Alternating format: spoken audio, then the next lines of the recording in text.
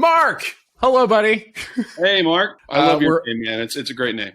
Dude, it's a really good name. I gotta say, you probably have the nicest name out of really everyone I've talked to today. Yeah, it's not well. Dude, so we've actually talked plenty before. So it's really good that we're actually like having a video call and it's an interview because you landed a placement, which I'm stoked about, which is awesome. So I want to kind of, get into your backstory, just everything that you've done in music, and also you have your own marketing firm and you're doing a bunch of shit. And you're killing it. So yeah.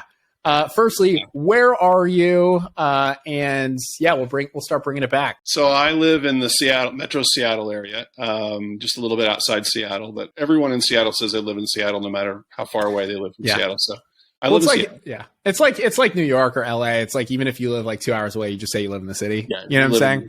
Yeah. Which I actually don't think is fair, but because I used to live in New York before I moved here. Oh, where in New York? Well, let's see. When I finished college, I moved to New York and I lived in Astoria, Queens. Okay, cool. And then I moved into Manhattan and I lived in Manhattan for about 7-8 years. And then I met my wife and we moved out to Long Island and did the Long Island to Manhattan commute for a while. Oh, and very fun. Yeah, good times. Then I did get a job in Long Island, so I didn't have to do the commute anymore. And then for a little bit of time, for just like half a minute, I was working in New Jersey, which was a nightmare.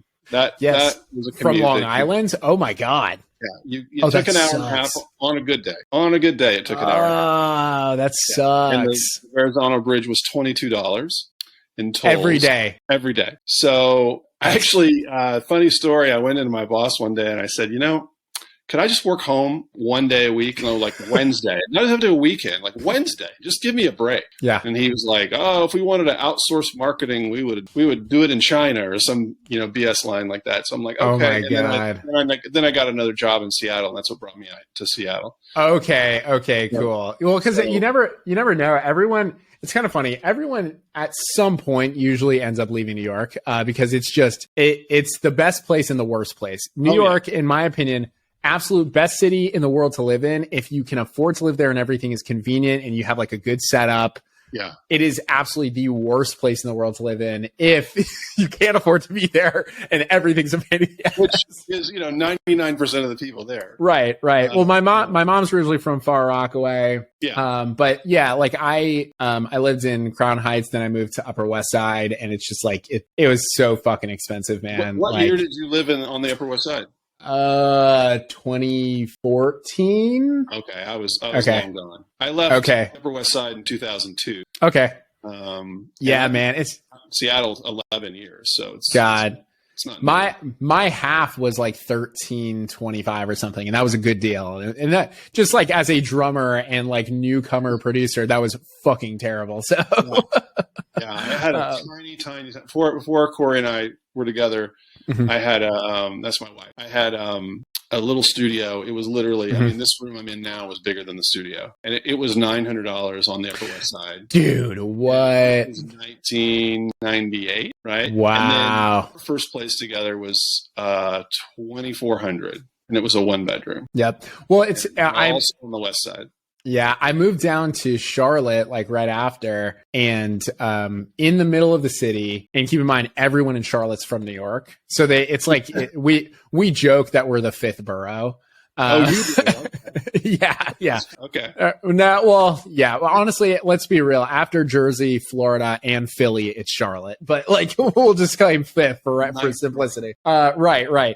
But I got, obviously the prices have gone way up since, but when I first moved back here, I had a studio apartment in the middle of the city, $560. Wow. That was insane. I mean, the place was like, it was rough. But it was mine and I loved it. It was just like, it's like your shithole. You know what I'm saying? It's Sure. Anyway, so probably still at that age where, that was still fine for you. When you didn't. It was acceptable. It was it's not that it was acceptable. It's that it was expected to live in a shithole at that age. You know what I'm saying? Where it's like, if I lived somewhere nice, people would question it. And so it's, you know what I'm saying? There's no credibility. It's like, oh, he's in music and he's in his early 20s. He must live in a shithole. And lo and behold, it was a shithole. Trust fund, baby. Right. I was not lucky enough to get into that, but lived right. Anyway, so you ended up moving to Seattle. Yep. Now because in New York, just as a backstory to anyone listening, Mark has a fantastic marketing firm of his own. Actually, when we first chatted, we really talked primarily about marketing. But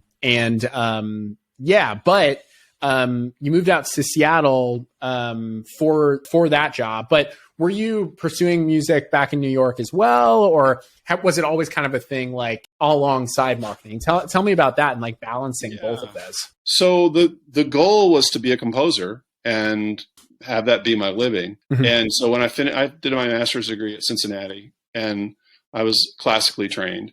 So nice. I thought to myself, well, where do I want to live? And I had friends in New York. I didn't really know anybody in LA, and I had been to New York a couple of times and liked it. So I kind of felt like New York probably fit my style a bit more. So I moved to New York right after school, and I didn't know anybody. Like I said, I had a couple of friends who were into theater, so I kind of dug into theater a little bit. I did kind of make a living for a while in sort of what I'd call the theater service industry, mm-hmm. which is I was a union copyist working on Broadway. Oh, nice. I did some music assistant work for a conductor, music director, and got to music direct some small stuff, and did some orchestration, things like that. But it was really hard. It was a really hard way to make a buck. And like we just talked about, New York City is super expensive. Dude, and so what was happening was, while this is like the early, mid to late 90s, and what was happening was when I didn't have a music gig, I was temping. Mm-hmm. And you would get these temp jobs, and sometimes they were really pretty cool. And because of my creative background, I ended up at ad agencies a lot. Very cool. So I started to kind of learn the advertising business by being there. And I was always a pretty good writer. So I kind of fell into copywriting. And then at one point, around the year 2000, I'd sort of stopped all the theater running around stuff and just tried to write, and had a steady job. It was a communications job, and I would go to the 9 to 5, and I would, if I'm being honest, probably wrote, half the time I was there. And it's like, have you seen Office Space? Oh, it's exactly that. Yeah, totally. Yeah. How many hours would you say you do here? What would you say?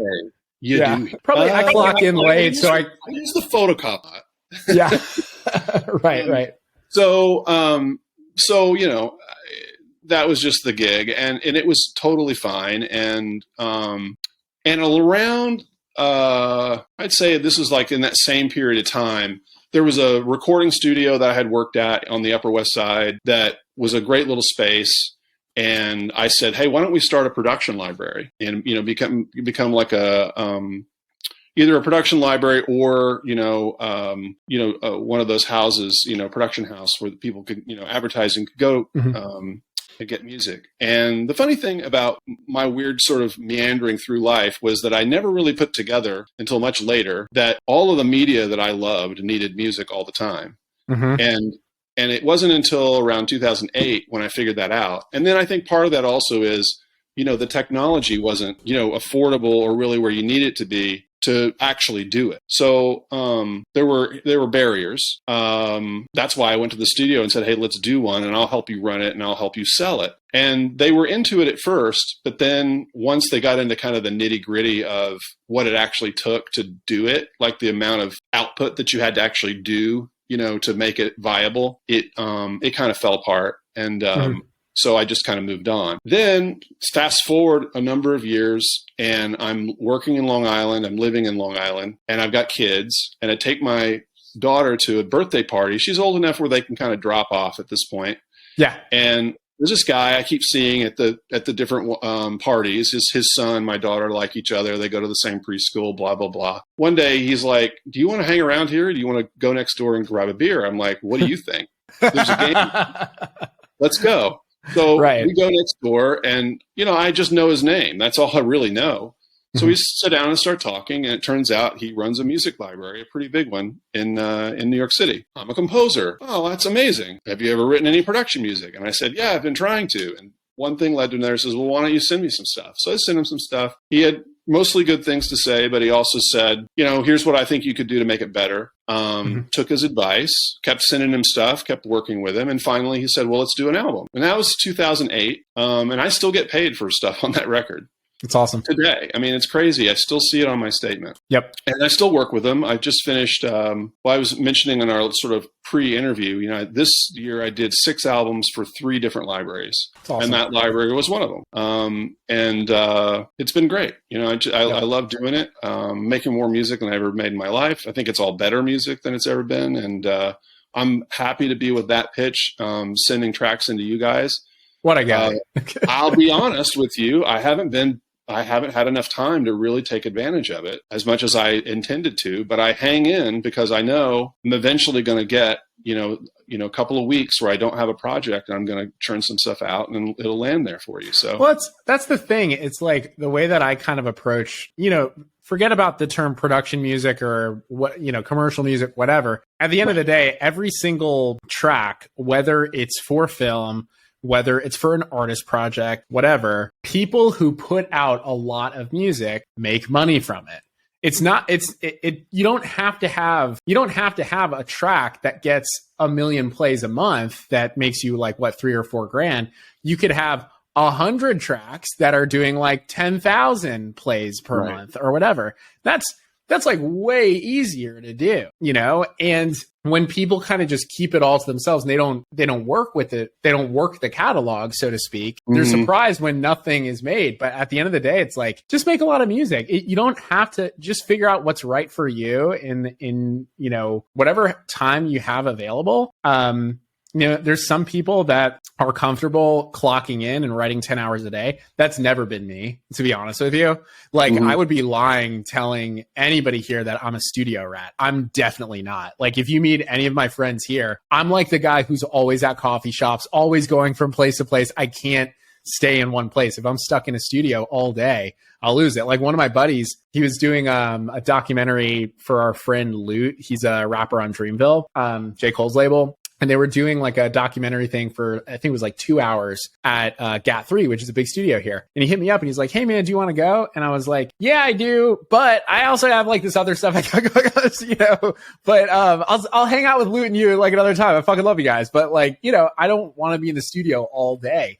And I think when you're pursuing music in any capacity, we're trained, maybe you feel the same, but I feel like we're expected to be studio rats. We're expected to give our all and give absolutely everything and sacrifice everything for a hit or whatever. And it's like, it doesn't fucking matter. It's just like, however it fits into your lifestyle, that's as much validation as you need. As long as you're happy with it, cool. That's it, Yeah, I think, I don't know if I would say I'm a studio rat, but I definitely spend a fair amount of time in here. I mean, this room is kind of. You don't have a ponytail, dude. You're not studio rat. No. Yeah. Those days. Studio rat is that's how they got the rat, is because it was all the dudes in the studios that had the long tail. Those days are past, but maybe again, my kids would probably hate it, but or maybe they think it's cool. Who knows? But I think that I think for me, like there is definitely a balance. There's the stuff that I do that pays the mortgage, and there's stuff that I do that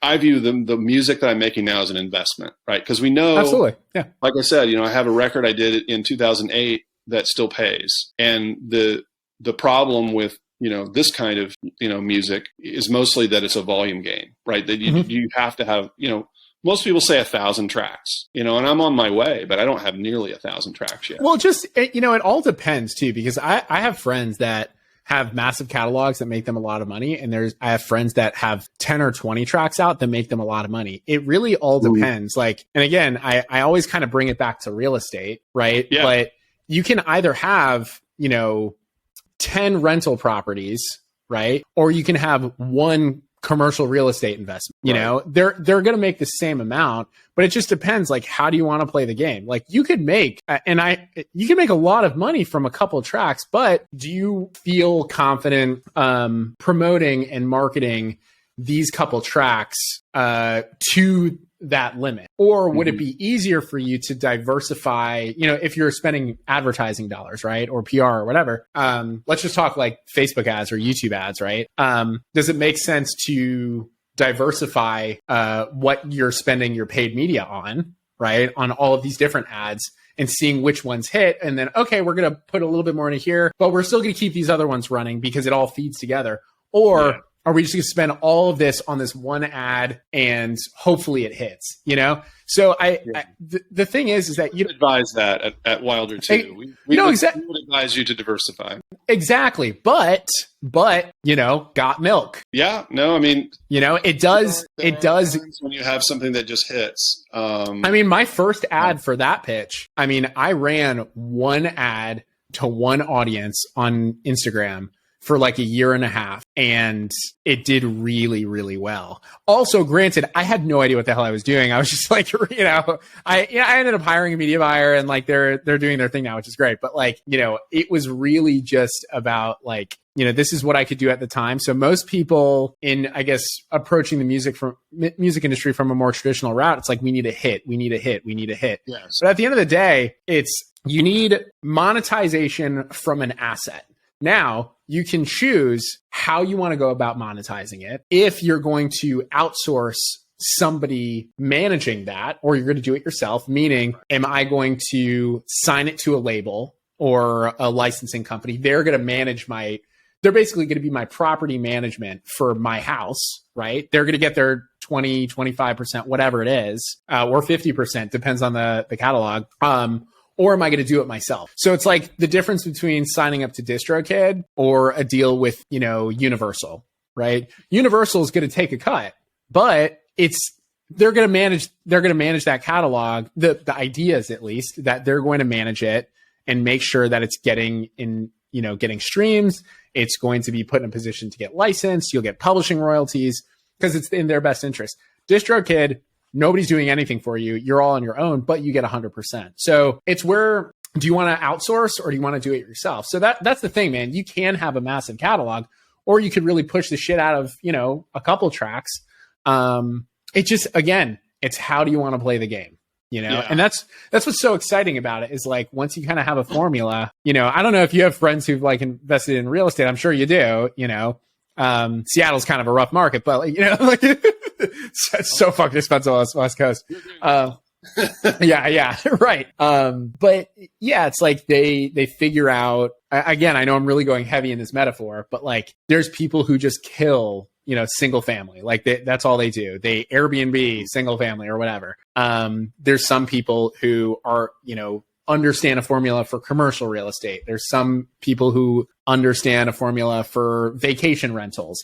It's just, there's a lot of different ways to play it. But at the end of the day, it's four walls, a roof, and a person pays money to be in there. That's it. You know, so that's the thing. You could flip the property, or you can rent it out. You can also sell, you know, it's just however you want to do it. I like it. I'm down with a good metaphor. I love a good metaphor. I think of it more, or another way I think of it is more like stock, right? So there's, absolutely. You got to diversify your stocks. So like styles that I make orchestral music. I can make classical music, and that's actually what landed. Yep. But I can make rock music. I can make pop music. I can make indie music. I love all those styles, and I'm good at making them. So I'm not that limited. You know, but I wouldn't be the guy you'd come to for hip hop, although I could probably pull it off. But there are a lot of people who could pull it off a lot better than me. So I would probably say, you know, talk to 4 or 5 of my friends who do it better than I do. Right. And, you know, again, it kind of going back to playing the game of like just getting your tracks into many places as possible where it makes money. You know, people, I tell people all the time, if they ask me, should I only be on that pitch? I'm like, no, you should try everything you can and see what helps. Like that pitch is the, you know, for me, how I want to go about it. Just like as a producer, this is the way that I would want it for myself, is like, here's my music, you know, manage the catalog, get it into these places, and pay me out 100%. And that's it, you know. But there's times in my career where, you know, I'm not going to wait for somebody to, you know, land me something with so-and-so. I'll try to approach that person directly. However, it just might take a lot longer, you know. Right. So it just, they're both great. It's just like you know, sometimes it makes sense to like you getting in with that catalog owner because you knew him one-on-one, right? It was like, okay, cool, we can make this work. If you didn't know him and it was like a cold email, it could take longer. So it's like, it probably never would have happened. I mean, exactly. So that's the thing. It's like, you know, I totally get it. I mean, I had to have the goods when, it was time to deliver something. Yep. But the thing that, was also a cascading effect was once I said, I work for these guys, then I could go to another library and they would go, that's a great library. I mean, you've probably heard this exact thing. So I think it's a quote from Ogilvy. I believe it's a quote from Ogilvy, or maybe it's Eugene Schwartz. I mean, it's like one of like the great, but they said the best way to work with Coca-Cola is to say you're working with Pepsi. Right. Exactly. It's like, because they, I mean, all of the licensing companies that are on contract with that pitch, I mean, I can tell you the first one was absolutely the hardest to, I was figuring out processes. There's a lot of legal stuff. I mean, imagine like all the tracks you've landed one-on-one. I have to do that tens of thousands of times, so there's a lot of legal stuff that has to be automated. Right. And, specific for each, company, depending on what country they're in. There's like a lot of stuff, What you've done is, I'll be honest with you, I'm fascinated by it and I'm really impressed. I mean, it's stop really cool. it. No, it's really cool. Thanks, bud. I tell people about that pitch. I mean, I like to tell people about it, and I say, hey, this is, if you do instrumental music, this is a great opportunity for you to get some stuff in. And the most important thing about it is that you just rinse and repeat, right? You got to like That's it.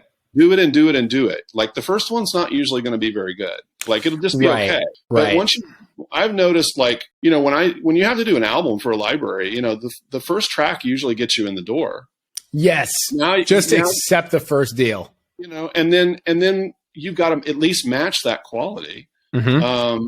And sometimes you exceed it. Now, here's a little thing that I did. Maybe this will be helpful to people. But when I started to do these albums for libraries, at the same time, I wanted to have songs that I could pitch directly for different uses, including sync licensing. So I was thinking to myself, well, what would be a great process for that? Because, once you sign the 10 to a library, you can't pitch them. I mean, you can, but it's really weird. And you'd never really do that, especially to a music supervisor. Because there's a lot of, just to say a little more about that, because there's a lot of limitations. There's legal. On what they're able to do, right? Yeah. They have like the network or the broadcaster or whatever will have a limitation. We're only allowed to work with these libraries because they have a blanket license with those libraries. So they're allowed to work with Extreme or whoever, and that's who they work with. So if you're pitching them a library track that's not with one of those groups, they can't even listen to that's the thing. It's like everybody thinks that people are like just being assholes and like, oh, why, they're just trying to like,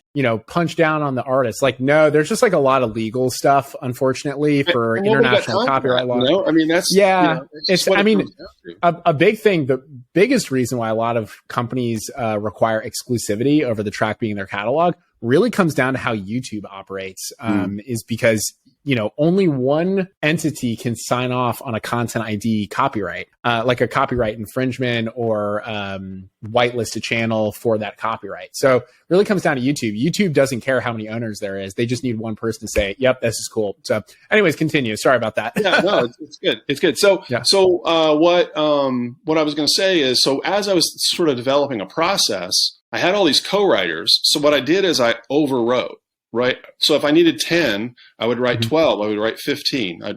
Sometimes I'd write 20. And some of the ones that we would write, I would say, you know what? This one's really good. Maybe I'll hold on to this one and I won't put it in the library. I'll develop that one later, right? Then as I went a little bit further into the production of it, I was like, oh, I've got the singer. I've got, if I've got an instrumentalist, I've already booked them. Whatever I've got. And I'm in a process.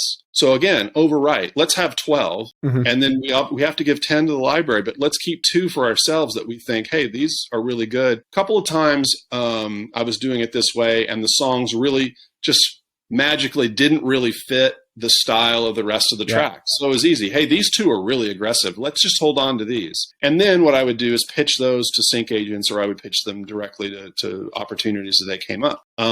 And that up to now has been a pretty good way, but still all the output is still, the majority of the output, 80% of it is still with another publisher, right? So this year, I want to continue to do what I'm doing there, as much as I can with those folks. And I want to continue to develop new stuff with artists who are people who want to be in the sync game, and have more stuff to pitch directly. Because I think financially the direct pitch is makes sense. Yeah. Probably going to win. And then when there's, what I love is you guys are like kind of giving us 3-week windows. So what I'll try to do is I'll look at what you're looking at and go, oh, you need some rock tracks this week. Okay.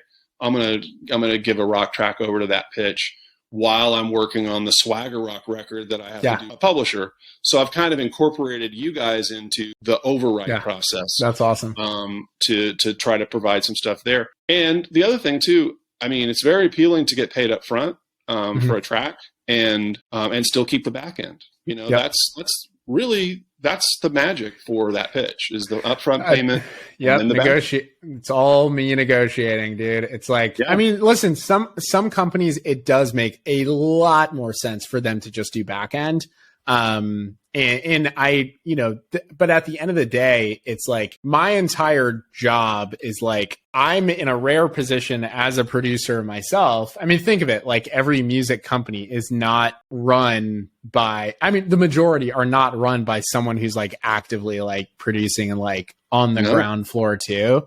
So like, I'm in this really unique position where it's like, is that a deal I would take? And I got to say 9 out of 10 of these deals I think are bullshit. And that doesn't get their way to that pitch. But there's certain companies where I'm just like, wow, like they get it. Like this is really well positioned. Like they're especially like in the startup world, in music licensing. There's certain companies that like are really well positioned, right? And it's like, okay, this is a really good investment long term. And then there's some where I'm just like, I'm not really sure how this is going to pan out for them. And even if I have like an inkling of like, I don't really know, it's just like, I don't think this is going to be the right move for us. So, but they have to like let me know in on their financials, like how their growth is going. Because I want to make sure you guys are taken care of. Like if you're giving a house to a property management company, you want to make sure that, if there's like a crazy person renting a room that the property management is like, get the fuck out of here. You don't want them just staying there and shitting up the walls, so like or just abandoning the property, Right. Well, that's the corollary probably most of is just not taking care. Right. So that's the 99% of the industry, to be honest. And like, we have a lot of intellectual property. And the thing that's, a little mystifying to me still is like, well, and I've done a little bit of study in this with editors to like find out why they pick tracks. Like they literally will tell you if you ask them, why'd you pick that track over that track? But most people don't really know editors. And a lot of people don't really know even how to get access to editors. Right. But editors, a lot of times are the ones picking the music. Yes, that's the thing. Everyone thinks it's music supervisors or like a sync agent. I'm like, yeah, but who are they talking to? You know what I'm saying? Yeah. It's like always try to go one further step, if that makes any sense. Yeah. Like you'd be really surprised, like the people that you think don't have a boss, they got a boss. And if you're in with the boss, then you're in with them too. Cause like, this just like, running your own agency, like finding the decision maker at a company. Who is the one who actually makes the decision here? And as long as you know that, don't even take the call until you know that you're talking to the person who can make the decision. And a lot of times it's like the person that you think is in charge, it's actually their boss. And if the boss makes the intro for you to that person, they already have the green light. Because anytime, especially with when you're dealing with corporate, especially in like the music industry, where everything is based off of your vouch, your word, opinions, it's all subjective, really. Right. If you're talking to, somebody who is in this A&R position or whatever, and they fought tooth and nail to get there, and they're dealing directly with artists, they don't want to pitch something that's a bad idea to their head of music or whatever, because they don't want to risk having made introduction that might not make them look good. But if you hit up the head of music or the chief executive officer or whomever, and then they like it, well, they don't get in trouble if it doesn't work out, really. So they just like delegate it down. And then by the time you're on a call, you already have the approval. Now you're just dealing with details and logistics. Yes. Yes. I mean, that's so. And I think the other thing that's interesting is I say this a lot, if you want to do this, like if you want to have your music used in media, you should be consuming media. 1,000%. It's really funny how few people actually, oh, well, I don't have time to watch television. Well, yeah. Don't you want to have the music in television? Right. Right. Well, then how do you know what music's being used? How do you know how they use it? How do you know what the art actually is if you don't watch it? Yep. I don't just watch for enjoyment. Like I sit and go, how are they using this music? What is this music doing? Is this music heightening the emotion? How? Yep. And then I ask myself, why did they pick it? Was it the lyric?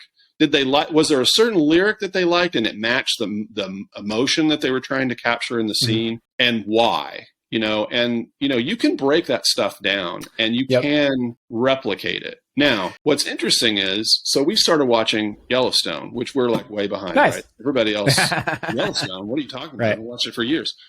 But we started watching it and they have a lot of music in that show. And I had kind of heard that, but I didn't really appreciate how much music is in the show. And it's, we know it's going to be a certain genre of music, but they've got artists, but then they've just got tracks in there. And a lot of times I sit and I listen really carefully to what the track is doing, to capture or to hold the place. And the thing I wanted to say was a lot of music will work, right? Yes. There's a lot of music out there and a lot of it will work, but there's some reason they pick the music they pick. And if you can get to that and you can sort out why that track, because there were 100 country tracks they could have put in that precise moment with a male vocal that sounds like name an artist. Yeah. But they picked that one. And yes, it could be, yes, we have a blanket license. I mean, you could do all these things, but I try to spend my time on the art of it and say, why, what was the emotion they were going for? What was the lyric? What was the thing? And you can't really ever know for sure, but if you spend enough time looking at it, I think you can dial it in. And then it's a matter, I think, of, kind of reverse engineering it. Yeah. Like now you make one. Don't copy it, but you make one that does that. Yeah. Right? You make a song that does the same thing. That's not copying. Have you watched All Quiet on the Western Front? You mean the original? What? No. The new one on Netflix. No, I haven't seen that. I didn't even know it was out. Dude, that soundtrack, that was like the first time in a while, because again, like I do this for a living, like all I'm doing is like, Thug Life chose me. I have no idea how I ended up just at the center of like music licensing, serving the companies and the music makers. I have no idea how the fuck I ended up here. I am a fuckboy producer first, and I somehow ended up here. Very grateful. That being said, I gotta say, it's rare when I watch a film at this point. I'm just like, holy shit. Like that was. So you're talking about the score or the soundtrack? The score.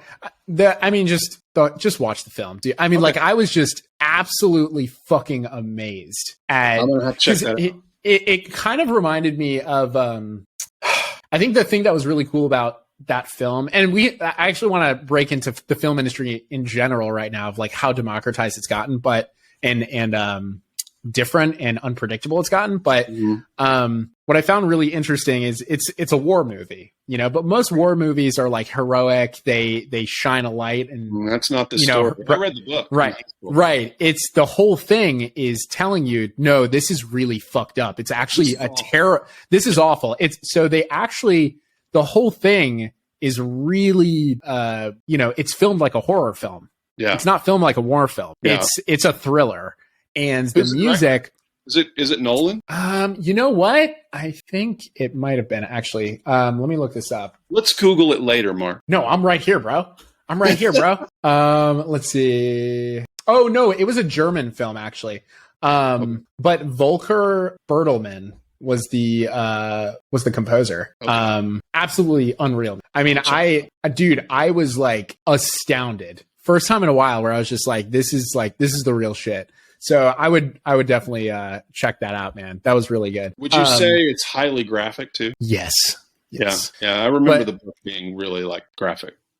Oh yeah, no, like you just like see dead people, and it like looked. I mean, obviously I have not seen that, but I would imagine that is how it looks.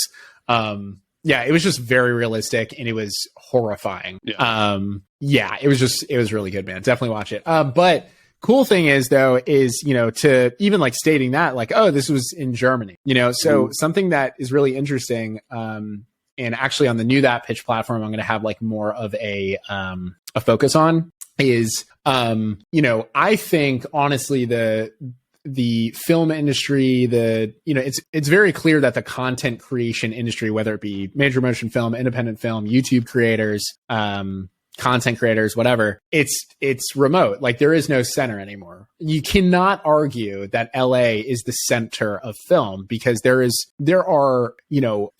just so much film being made overseas now. Spain, Netflix built, I think, like a huge complex in Spain, and they're doing European films, and in Vancouver, BC is where a lot of stuff is shot too. Right. So it's like, traditionally, right, LA is, or New York would be like the center. But like, if you really think about it, it's probably like I obviously don't know percentages here, but if you're including the creator economy and Netflix and like the streaming wars, stuff like that, and then you include like major motion film, traditional sort of like Warner kind of stuff, right? I mean, I would imagine that they have a minority percentage of the overall market at this point, and it's only going to increase, or it's only going to decrease. Look at Amazon. Look what they're doing. Exactly. Yeah. I mean, the thing is, what's kind of crazy too, right. What's crazy about this is Amazon, Apple, Google. I mean, what I think is fascinating about their film department and music department, for that matter, is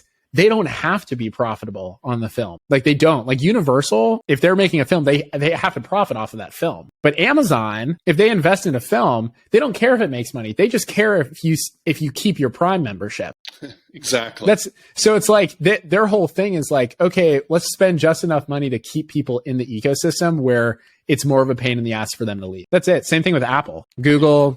It's like, we're just going to give people so much value for this subscription or this product ecosystem. Well, that's what's incredible too is the the amount of great content that's available. Right. Like, people say it's the golden age, and it absolutely is. I mean, how could it not be? I mean, it's literally like, I was joking around about being behind, not watching Yellowstone we had other things we were watching. We were also really like those things, whatever they were. Right. And really the only thing I do live television is sports, and some news. That's really it. My wife really likes, like HGTV and stuff like that, but we could easily stream that, as we watch it live. So, there is a lot of content and it all needs music. So I just feel like, this is a great time to be doing this. It really is. Software has never been more powerful. The stuff that you can, Apple just comes out with a Mac Mini today and says, oh, here's an M2 Pro chip in it and, whatever. And what's it going to cost? Like under $1,000. I mean, it's just incredible. Yeah, we're in the first time in history where there are more buyers in the music licensing space than sellers. And I think that alone is just like a very telling sign that, holy shit, this is just like an exploding market. Like there's so much music to be licensed. There's constantly, if you think about it, 10 years ago, there's probably like less than 10,000 people, licensing music for ads and film, really. Like, I wouldn't think it would have been more than a couple of thousand. Right. I'm being very, generous about this. Now there's over 100 million creators across all. Like, come on, So, anyways, I showed you the new That Pitch platform. That's why I'm really stoked about it. It's just like, people get ready because it's gonna be great. It's gonna be cool. Anyways, well, listen, I want to listen to the track that you just landed. We'll talk about that. And then I'll ask you a couple closing questions that I think you would have great insight on, my dude. So let's listen.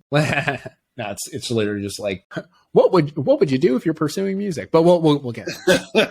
Don't do it. No, just kidding. So this one's called Wedding Processional. Catchy title, boy. Hell yeah. All right, here we go.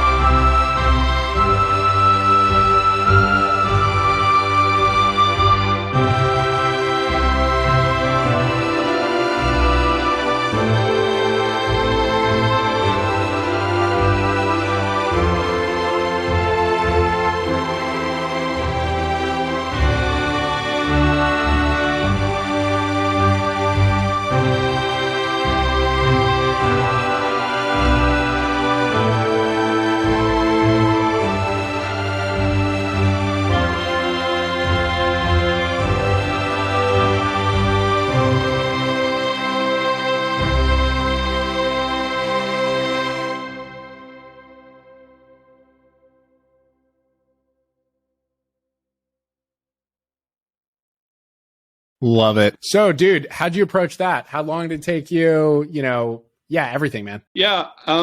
So, because I mentioned I'm classically trained, so writing for strings is something that just is pretty natural at this point. Love those secondary dominants, dude. I felt it. Gotta have them, and it's all in a box, right? So it's all that's all East West and contact strings. Sweet. East West is great. I love East West. And it probably took, I don't know, I'd say probably a couple hours to kind of sketch out the orchestration, and then maybe a couple more hours to play everything, and and then maybe another hour to mix it and another hour to master it. And it's going to be the gift that keeps giving forever. So that's fantastic, man. Well, it's funny because there's an Amazon ad right now that is actually using the piece that was referenced, which was, of course, Pachelbel's Canon in D. Yeah. And so you can always get that, right? Because it's a public domain piece. But what's cool about this is that it is, what I was thinking when I did it was, hey, this is, it's in that world,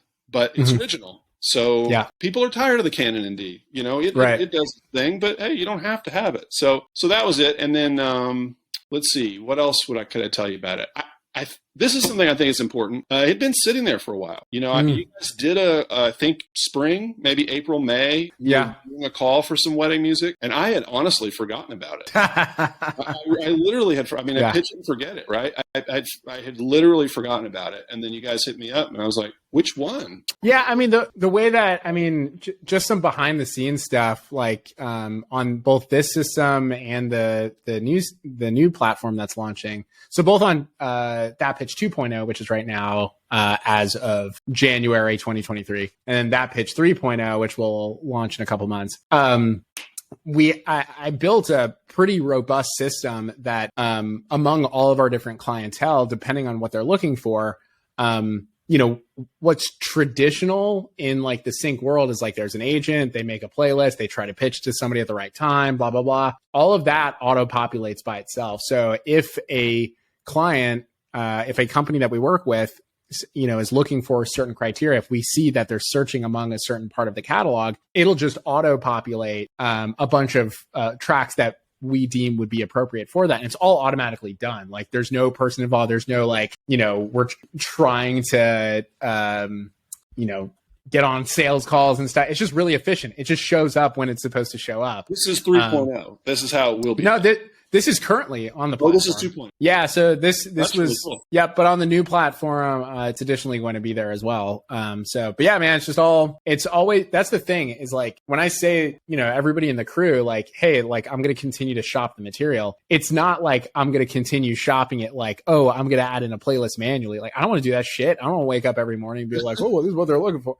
No, I just want it done, So, it's a system that was built, this past year. And it just automatically kind of makes the rounds and shows to the right people at the right time. That's very cool. Yeah, man. Because I don't want you to get your shit just like lost in the catalog. Because that's so standard in our industry. Is like people just forget about your songs, which is bullshit. Every song is fucking awesome and invaluable, and not every song, some are shit, but like most songs are like.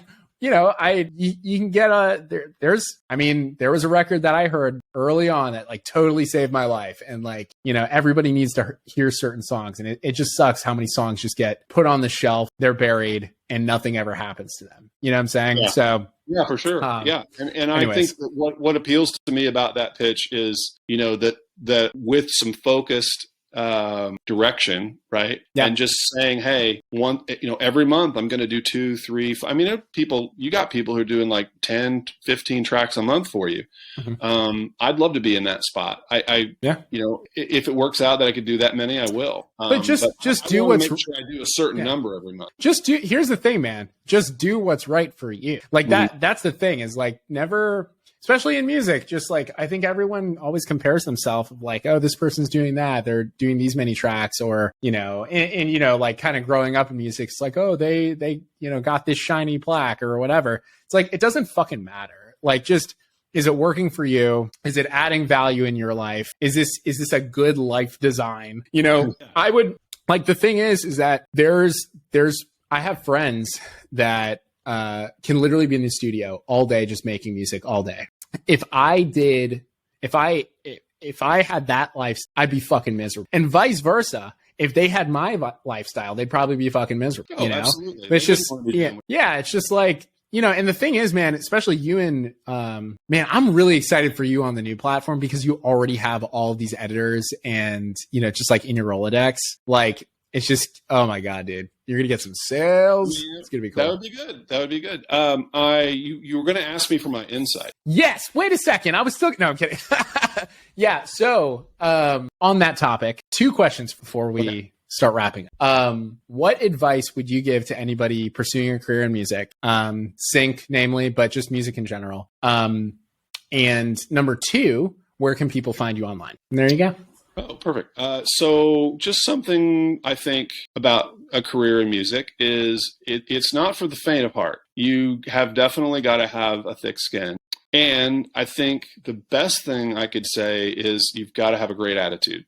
Don't take things personally. If somebody doesn't use your track, move on. You gotta not be precious about the things that you make. You make them, and you make them the best you can, and you move on to the next thing, because you can always make another song. You can always write another piece. Mm-hmm. I could write another wedding processional. I could write 10. I can do it. And so can you, or at least you should be able to do it if you want to make a career in this. And you want to be a creator, not a player, but as someone who creates the music, you've got to have the ability to create more than one thing. And what I see a lot of times is people get in their own way because they have an album. And they spent 10 years making it. And that's like, I just got to find a home for that album. And I'm like, okay, I mean, that's one way to go. But what have you done in the last 10 years? I mean, did you write any music in the last 10 years?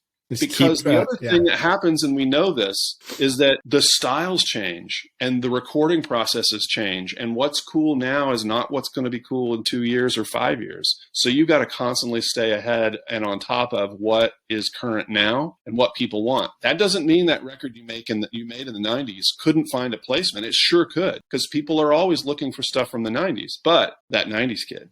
But, hell yeah, dude. You've got to stay current at the same time. Yeah. And I think you've got to, if you're a creator, create. That's a lot of advice, but it all comes down to one thing, which is have a great attitude and be easy to work with and create and create and create. Don't stop creating. Don't think, okay, now that's it. I've done my masterpiece. That's not this game. It might be some other game, but it's not this one. Yep. And then 100% agree. What's that? 100% agree. Oh, cool. And then where you can find me online is I have my website is wildermusicservices.com, and the Instagram handle is also that, at Wilder Music Services. And I think that's pretty much all I do on social. And then, of course, my Facebook is just my name, so you could find me there. Awesome. Mark, amazing name, by the way. Thank you so much, dude. It's the best name, man. I don't know why. Anyways, thanks so much, man, for chatting. Love this convo, dude. Good shit, man. I love this. Oh, that's awesome. Yeah, I always love talking to you. We could probably go on for hours. So we could chop it up. Yep. I'm gonna stop the recording and we'll talk some shit after. Love okay. All right.